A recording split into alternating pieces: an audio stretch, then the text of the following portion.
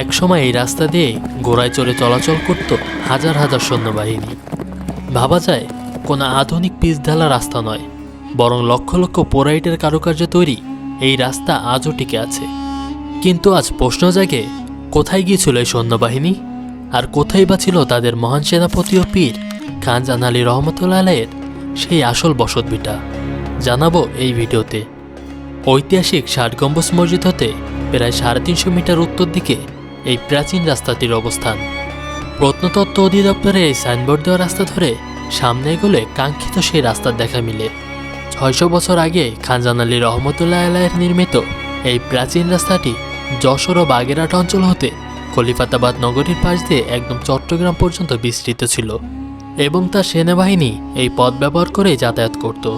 এই ইট বিছানো পাকা রাস্তাটি একই সাথে সেই সময়ের শহর রক্ষার বাঁধ হিসেবেও ব্যবহৃত হতো বলে মনে করা হয়।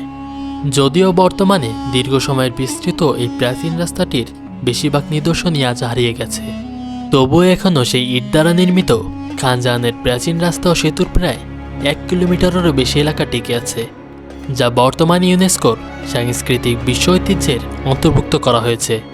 স্থানীয় একজন রাস্তা নির্মাণের সময়কার সেই ৬০০ বছর পুরনো ইটি দেখিয়ে দিচ্ছিলেন আমাদের।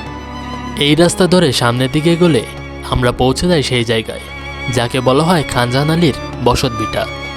এখানেই বিশাল এক ঢিবির নিচে চাপা পড়ে আছে মধ্যযুগের হারানো এক নগরী খলিফাতাবাদ।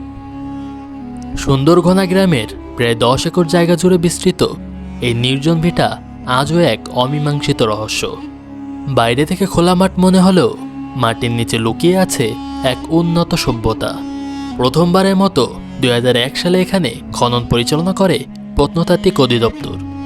প্রত্নতাত্ত্বিক খননে এখানে বেরিয়ে এসেছে প্রায় ৬৫০ বছর আগের দেয়াল, চকচকে টাইলসের মেঝে, এমনকি পোড়ামাটির পয় নিষ্কাশন ব্যবস্থা। এখানকার দক্ষিণ দিকের একটি ভবনের সিঁড়ি আজও দর্শকদের জন্য উন্মুক্ত আছে।